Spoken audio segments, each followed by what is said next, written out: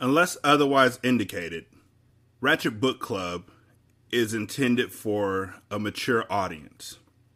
Viewer discretion is greatly advised.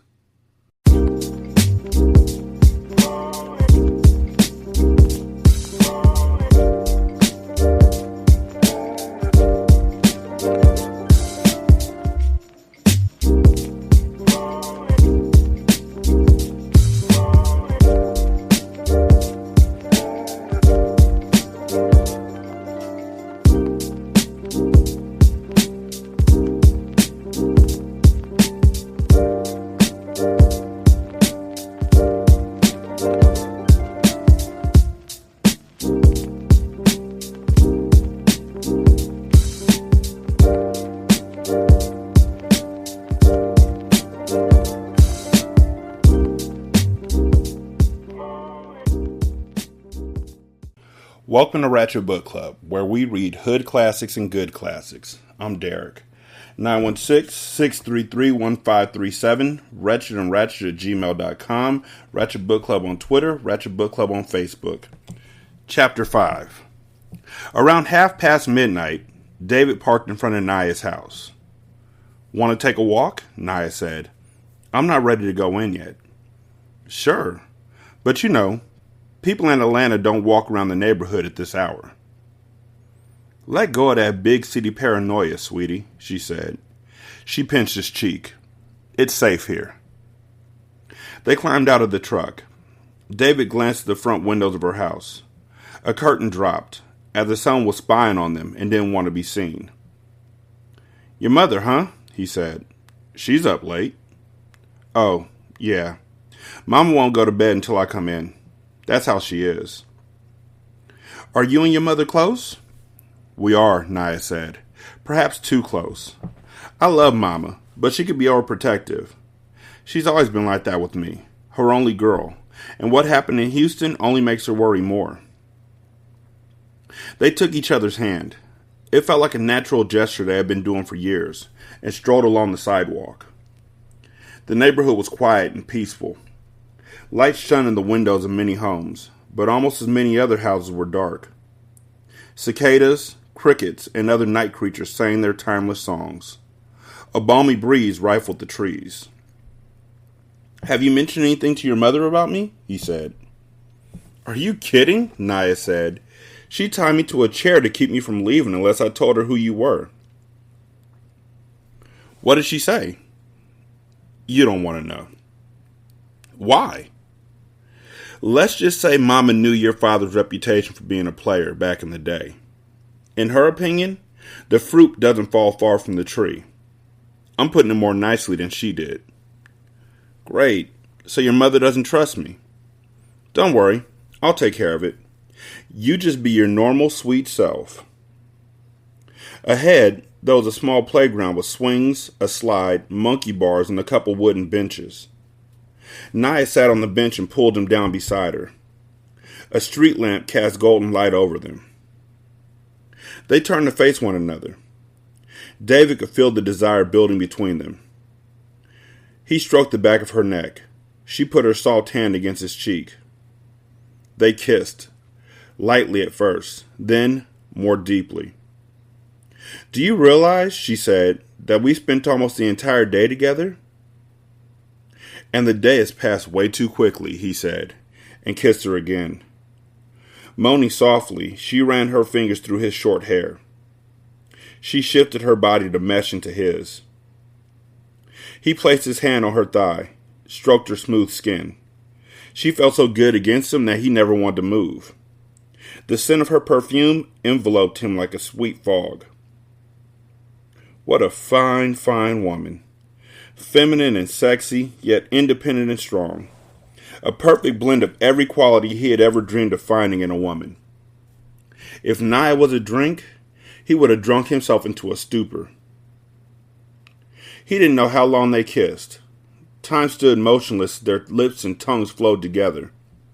But at some point, when his eyes were open for an instant, he glimpsed the Mason place in the distance, between the tree branches. Light glowed faintly at the windows. His stomach heaved, as though he had swallowed something sour. Reluctantly, he broke off their kiss. "What's wrong?" she said. "You look like you've bitten into a rotten apple." "That house," he pointed behind her. "Something about it really bothers me." Frowning, she looked over her shoulder. "The Mason place?"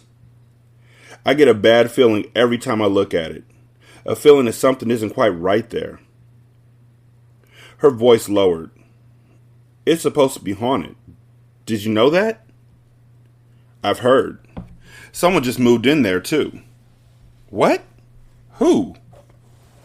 "I don't know who, but when Chief Jackson stopped by, he said someone had moved into the place. He didn't say much else about it. What do you know about the house?" "Only the basics. I know that the man who founded the town, Ed Mason, ran his plantation from there. He was known for being cruel to his slaves. Around the time of the Civil War, his slaves revolted and killed him. They hung him from a tree. But many of the slaves who took part in the insurrection were then killed by the authorities. A lot of bloodshed happened up there." "What about these tales of the house being haunted?" She smiled, but it was a nervous smile. "Are you sure you want to hear this?" "Definitely, now that you got me curious." "Okay," she said. She drew a breath. "My brothers and I went up there once. I was 9, I think. They would have been 11 and 13. Like I told you earlier, the three of us were always into stuff we had no business doing. We got the bright idea in our heads that we'd see if the Mason place was really haunted. We rode our bikes up there one summer afternoon. Eric, the eldest, led the way. I was in the middle, and Robert brought up the rear. We left our bikes at the gate, then climbed the fence. There were many tall, old trees up there, throwing deep shadows everywhere. And it was so still, too, like the quiet before a storm. We walked down the path to the mansion. We were bunched so closely together, I'm surprised we didn't stumble over one another's shoes. We decided that we were just going to go look in a window, but we had to get close to do it. We had to go onto the veranda. We climbed the steps and walked across the veranda, trying to keep from tripping on all the vines that covered everything. We went up to one of the front windows. It was covered with dirt, so Eric cleaned a spot with his shirt. Then we looked inside. "What did you see?" David said. Although she was telling the story, his own heart hammered. "We saw a gray-haired white man dressed in a black suit. He sat in a rocking chair in the living room. I could see every detail about him. It was Edward Mason. For real. I recognized him from pictures. His face was bluish, and his eyes bulged. He looked like someone who had been cut from the noose after he had been hanging for a while. He turned and looked right at us. I think all of our hearts froze. We were paralyzed. The man rose up out of that chair, floated out of the chair, really, and started to come towards us. He levitated through the air, walking, but his feet weren't touching the floor. We snapped out of our daze and ran away from the house, screaming. I was as fast as my brothers, and I don't ever remember running so fast.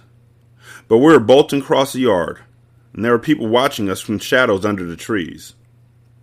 Black people dressed in work clothes, like slaves on a plantation. I couldn't see them clearly. They flickered, sort of, like images cast by a film projector. But they were there. All of us saw them. My brothers and I hurdled that fence like it was only 2 feet high instead of 6. Got on our bikes and zoomed away from there. I've never been back since, and I never will if I can help it. Finished speaking, she hugged herself. He put his arm around her, drew her closer. He didn't need to ask her whether, in hindsight, she believed the incident had truly happened or was only the creation of a child's overactive imagination. Her reactions in recounting the story made it clear that she believed what she had seen, even nearly 2 decades afterwards. He had no choice but to accept the reality of her experience, although accepting the existence of ghosts was a stretch for him. But I can't deny the feeling I get in the pit of my stomach when I look at that house. I need to stop asking so many questions, he said.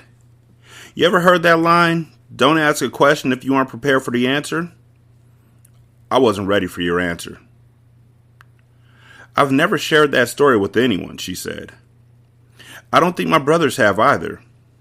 After it happened, we never talked about it. I appreciate you sharing it with me, but I doubt that I'll bring it up again anytime soon. Learn to do what I do, David. Don't look at the Mason place. You'll feel better. They rose from the bench and began to walk back to her house.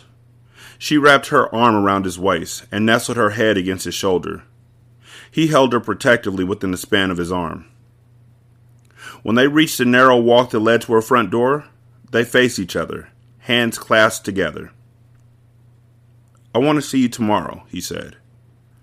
Under normal circumstances, he'd never ask a woman out 2 days in a row. But nothing about their situation seemed normal to him. This was one of those rare times when all of the standard rules of dating were worthless. I was hoping you'd say that, she said. I want to see you too. I'm going to the church in the morning, New Life Baptist. How about you join me? Oh, David, I would, but I have to meet a client tomorrow morning for a really big project.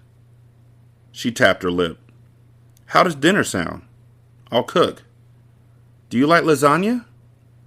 I love it. So you can cook too? I'm Superwoman, baby. Didn't you know that? He laughed. What time? Around 3, she said. We'll have dinner at my place, okay? I'm there. He looked towards the house. A silhouetted shape waited behind the window. I guess I'll meet your mother too. Don't worry, David. She'll like you. She better, because I like you. They melted into each other's arms and shared a fiery kiss. We better quit, he said. Your mother's going to come out here and beat me off you with a broom. I'm a grown woman, sweetheart. Mama might make a comment, but that doesn't mean I have to listen to her. Her tongue darted across his neck. Then she bit his tender flesh there, lightly, and a shiver of pleasure rippled through him. Naya, Naya, Naya. He pulled her within his arms. Who would have thought a walk in the park? I know, she said, her head buried against his chest. I know. They kissed again, and then she went inside, waving before she closed the door. Without her presence, the night was dull. He realized how tired he was. He had been floating on an adrenaline high while in Naya's company, and in her absence, fatigue hit him. But he wasn't too tired to remember to avoid looking at Jubilee as he drove home. Naya's mother was waiting for Naya when she came inside. I thought I was going to have to come out there and separate you two, Mama said. It's not proper for a young woman to be kissing and carrying on outdoors where everybody can see. Naya dropped her purse on an end table and sighed. She had hoped to make it to her bedroom with fielding only a minimum number of questions and comments about David, thinking that her mother would be too tired for such conversation. But one look at Mama swept away those hopes. Sitting on the couch, Mama was wrapped in a green house robe and slippers. She had rollers in her hair and a mug of coffee at her side.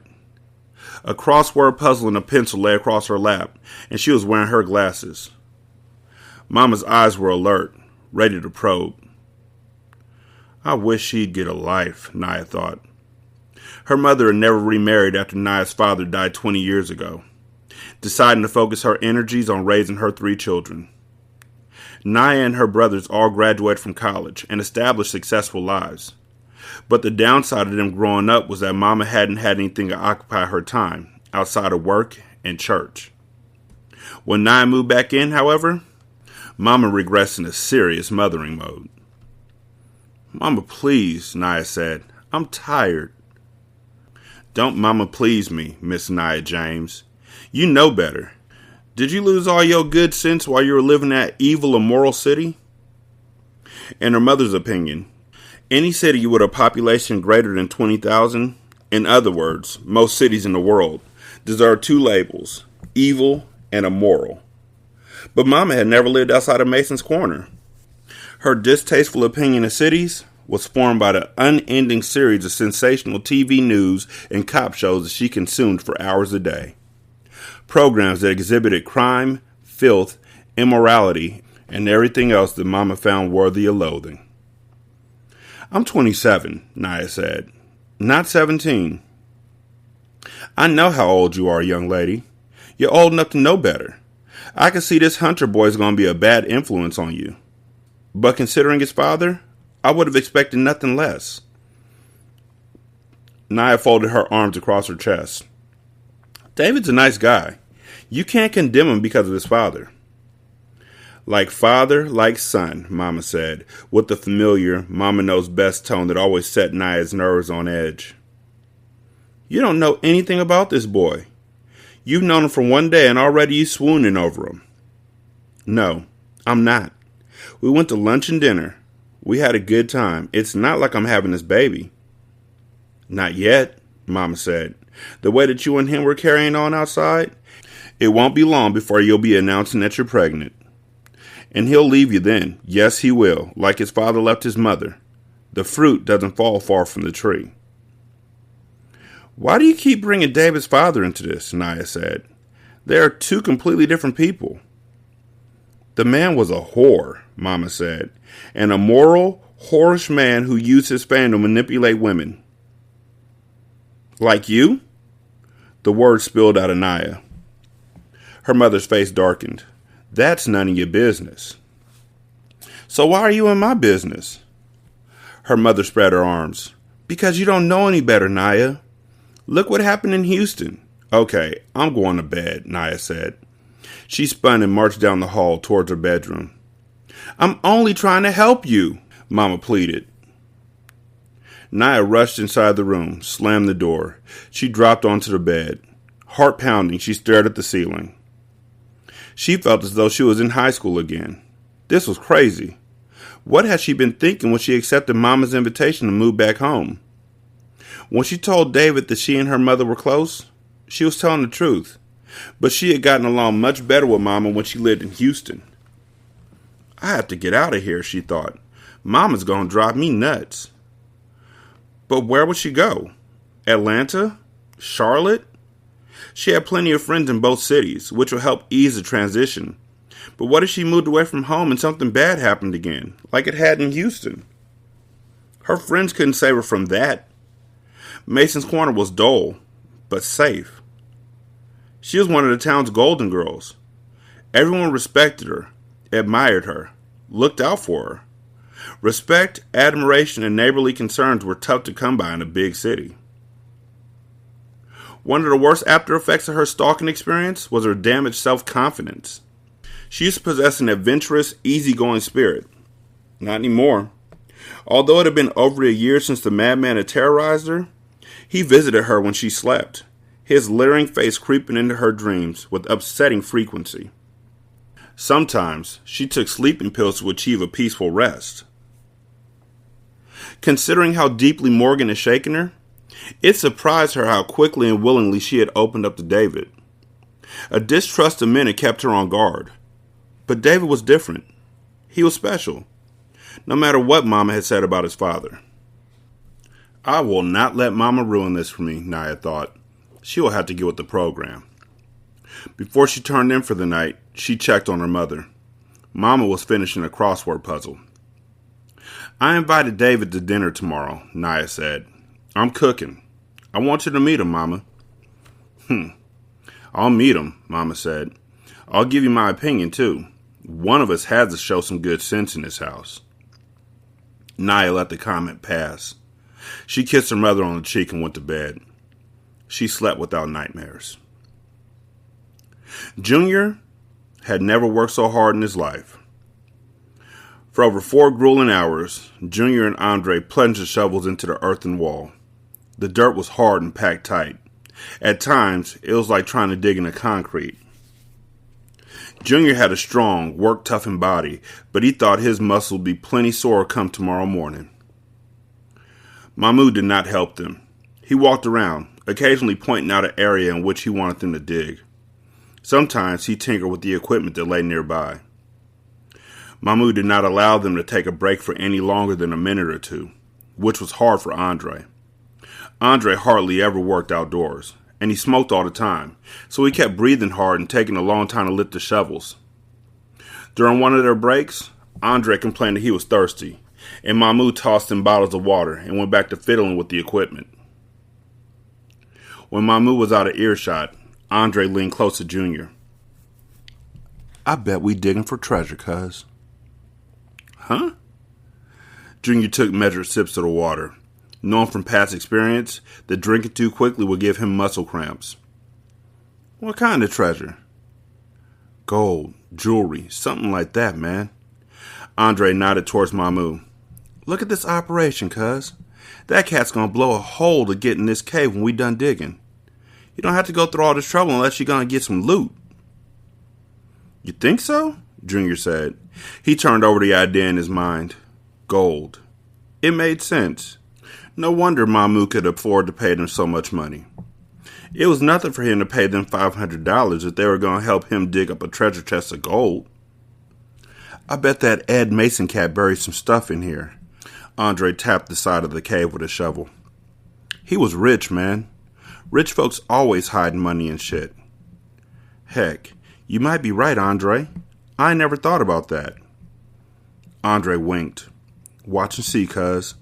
If we can stay around long enough, maybe we can lay our hands on something when French boy ain't looking."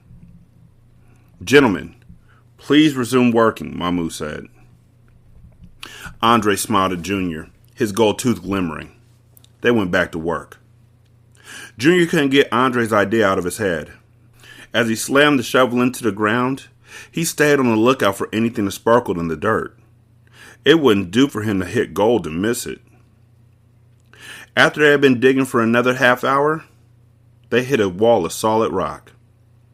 "Yo, man," Andre said to Mamu, "we can't dig no more. We done hit some rock." "Excellent," Mamu said. He had taken off his suit jacket and rolled up the sleeves of his fancy white shirt. He wore a yellow hard hat, goggles, and gloves. "Gentlemen, stand back, at least 10 feet. I'll begin microshaving." "Huh?" Andre said, but he moved away, and so did Junior. The French guy looked like he knew what he was doing. Using a hammer drill, he bored a hole into the rock. He stuck a long soda straw in the gap, a thin wire trailing from the tube to the small device he held in his hand. Then he stepped backward several feet and pressed a button on the handheld gadget. The stones broke apart with a loud crack. "Ain't that something?" Junior said.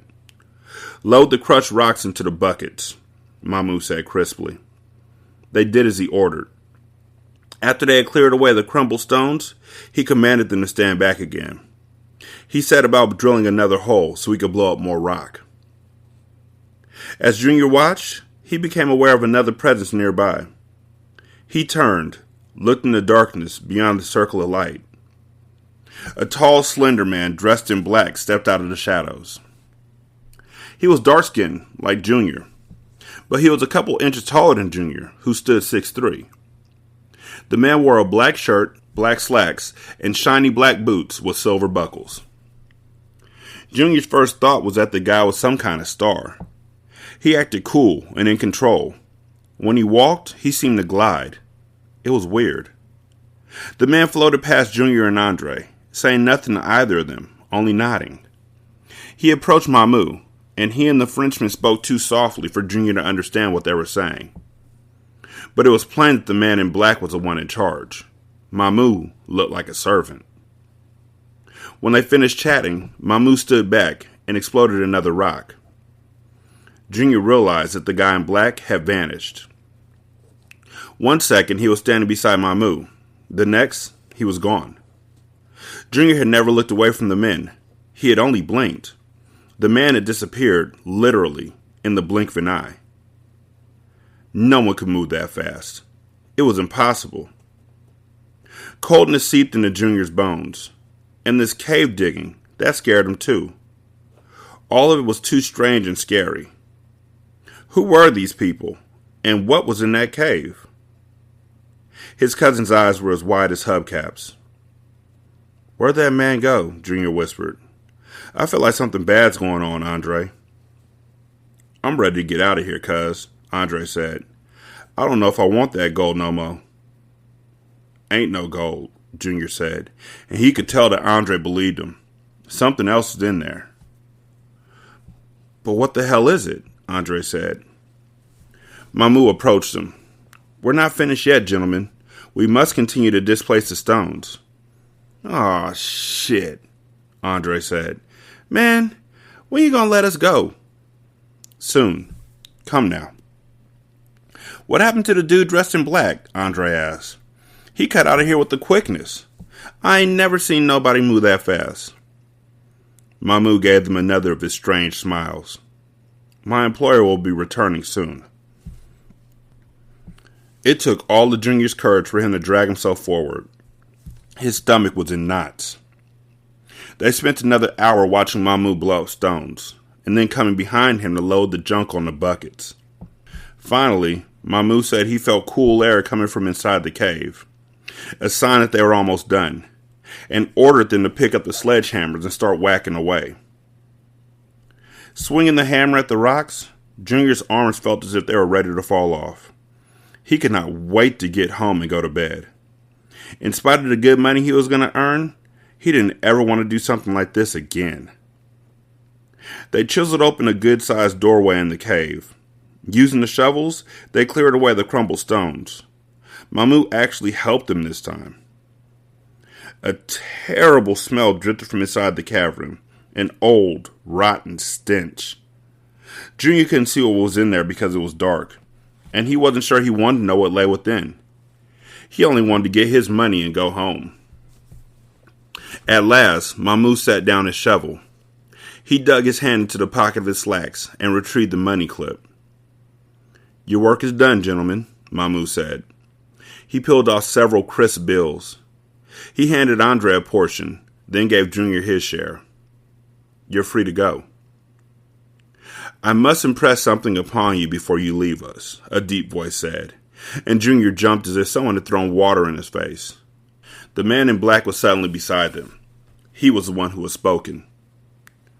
Junior's legs were watery. How had this man gotten there so quickly, without making a sound? It ain't natural, Junior thought. This man, I don't know who he is, but what he does ain't natural. The thought came to him, unbidden, that maybe the man in black wasn't a man at all. You must not tell anyone in town what you've done this night, the man said. Give me your word that you will keep it secret. Andre looked at the bills, then stuffed them into his pocket. His voice was shaky. All right, I ain't saying nothing. Me neither, Junior said. He shook his head adamantly. Nothing. The guy in black nodded. You may go. He flowed past them and slipped inside the cave, as swiftly as a shadow. Mamu winked at them, then picked up the lamp that lay on the ground. He switched it on and entered the cavern's dark mouth. Andre looked at Junior. Cuz, what the fuck is happening? I don't know. I ain't sure I want to know. I want to go home. Andre's eyes narrowed. These cats is up to no good, man. Come on. Where are you going? I want to look inside and see what they doing. Andre, get back here. Junior grabbed his shoulder. Andre brushed away his hand. I only want to take a quick peek. I done busted my ass helping these cats. I want to know what they doing. Junior groaned. His legs trembled, but he followed Andre. Both of them moved quietly and lowered their heads as they stepped underneath the jagged ridge of the entrance. It was dark inside, and the awful smell made Junior want to vomit. He covered his mouth with his shirt. Mamu was ahead of them, out of sight around a corner. The backsplash of his lamp gave them a little light as they picked their way forward. Junior and Andre moved forward, in step with one another. They reached the corner of the cavern tunnel. Junior heard Mamu and the other guy speaking in hushed tones. Andre put his fingers to his lips. He and Junior leaned forward and peeked around the corner. What they saw made them drop to the ground in stupefied shock. Human skeletons, dozens of them, piled one atop the other across the ground. Many of the corpses were swaddled in old rags. Junior's stomach flip-flopped. He vomited. Through his teary eyes, he saw the guy in black and Mamu standing at the far end of the mass of skeletons. They saw him. "Get out of here," the man in black said, his voice like thunder. He pointed in Junior's direction, and Junior felt himself lifted in the air by an unseen power. He was flung against the wall with tremendous force, the breath whooshing out of his lungs, pain cracking across his back. He collapsed on a warm cushion underneath him, and realized that his cushion was actually Andre. Weak and dazed, but filled with a terror that he had never known, Junior grabbed Andre by the scruff of his neck. Andre got his legs under him, and the two of them broke out of there. They ran all the way to Andre's car. Kyle was relieved when the two men fled. He regretted that it had been necessary to use force against him, but he was close to achieving his goal and would allow nothing to impede his progress. Mamu bowed his head. "I selected our laborers poorly. I apologize, monsieur." "I accept your apology. Let us hope the men remember their vows to remain silent about what they witnessed.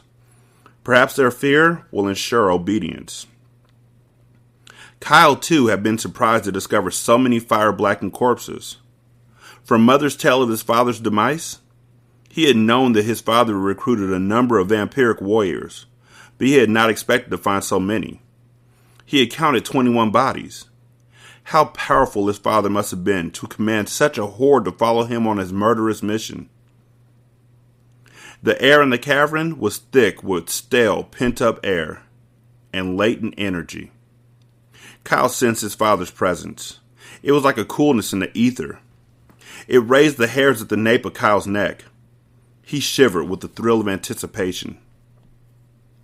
He hated that Mother had lied to him for so long about his father, but he was grateful that when she finally revealed the truth, she had spared no details. Mother had given him the precise location of this cave, though she had never even seen it with her own eyes. Indeed, Mother had told him everything, except for where he would find his father sleeping within the earthen tomb. She rightfully expected that Kyle would be able to discover his father's resting place on his own. "When we're finished tonight, I would like for you to return here and dispose of the bodies." Kyle swept his arm across a heap of fallen vampires. "Burn them to ashes and bury them. I don't wish to leave behind any evidence." "It will be done." Deeper in the tunnel, Kyle saw symbols engraved on the walls. He moved closer. The symbols were a language that Kyle could not interpret. "Can you read this?" he said to Mamu. Mamu was fluent in 9 languages. Mamu brought the lamp closer. The words had been chiseled into the rock. "I'm sorry," Mamu said. "It's an African tongue, I believe, but I cannot decipher the meaning. I can research it. He lies here." Kyle tapped his boot on the ground beneath the inscription. "I sense it. My father lies here." Kyle dropped to his knees. He traced his fingertips across the smooth, cool cavern floor. "I feel him. Underneath us," Kyle said in a trembling voice. "Ah, the power." He plunged his hands into the earth. Mamu set down the lamp and came forward to help him, but Kyle shoved him aside. "I will do this alone. I've waited all my life for this moment." He tore great plugs of dirt out of the ground. He worked with machine-like speed. Dust plumed through the air, coated his face and his hands, but he did not slow. After he had dug about 3 feet beneath the surface, he touched something. Cloth. Cotton overalls. He furiously ripped away chunks of earth. Dusty, dark skin became visible, cool to the touch. Kyle heard somebody shouting. He initially thought it was Mamu, but it was him. He cried, "I'm here, Father!" in a delirious chant. He uncovered large hands, long arms, a wide torso, broad shoulders, and then a face. Even though his father's face was slack and crusted with dirt, the resemblance to his own features was clear. My father. Tears tracked down Kyle's cheeks. But his father's eyes did not open. He continued to float in the depths of sleep. Kyle dug away more dirt, freed his father's legs. Extraordinary, Mamu whispered. He is so well preserved, as if he has only slept a day. Help me, Mamu. Kyle gently hooked his hands under his father's armpits. Lift his legs. Together, they removed Diallo from the grave. Kyle carefully cradled his father's head in his arms. He felt as if he might explode from the impact of the emotion that rushed through him. He was crying, trembling. He rested his fingers against Diallo's neck. The flesh was cool, but there came, slowly, the throb of a pulse. He is alive, Kyle said. Awe widened Mamu's eyes. I will help you transport him inside, monsieur. I will do it myself. Kyle placed his arm under his father's back, then slid his other arm in the bend at the back of Diallo's knees. His father was enormous. He had to be at least 7 feet tall and weighed well over 200 pounds. Nonetheless, Kyle carried him. Weeping, Kyle carried him all by himself towards the house, towards a new life. 916-633-1537, Ratchet and Ratchet at gmail.com, Ratchet Book Club on Twitter, Ratchet Book Club on Facebook. Leave a review on Podchaser, then copy and paste that in the Apple Podcasts, and then copy and paste that into Good Pods. I'm serious, y'all. Do that. It doesn't take but a few seconds to leave a review for a show that you enjoy. And leaving a review helps other people see how dope I am. Because I can say that I'm dope. I can say it all day long. I'm dope, I'm dope, I'm dope, I'm dope. I can say it over and over again, but until somebody hears it from a friend or a family member or something like that, they may not believe it. So help me talk my shit. Leave a review. I really do appreciate them. I don't read them on the show because I don't really have a place in this show to stop and read reviews. I don't really have a place in this show to stop and give thanks, but I'm thankful to each and every one of y'all. I'm thankful to the Patreon members. I'm thankful to the people who leave voicemails. I'm thankful to the people who leave reviews. I'm thankful to the people who leave emails. I've gotten all of them. I've read each and every one of them. I'm thankful to my listeners, my day ones. I'm thankful. I am. I just need y'all to do more. Thank y'all so much for listening. I greatly do appreciate it. Oh, shit. Wait, no. Money talk. You can donate to the show at patreon.com/singlesimulcast. You can also donate to the show at buymeacoffee.com/sscast. And on Good Pods, you can go to our tip jar and leave some money. All money goes towards books for Ratchet Book Club and movies for Hindsight. That's it. Thank y'all so much for listening. I greatly appreciate it. Y'all be good. I'm going to holler at you later. Peace.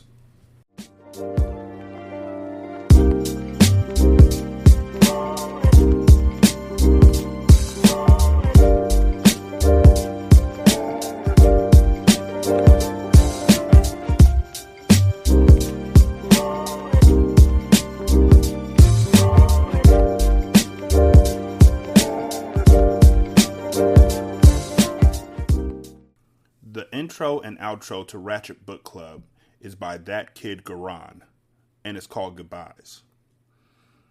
You can email him at tkgbeats94@gmail.com for more information on how to lease this beat. This is Single Simulcast.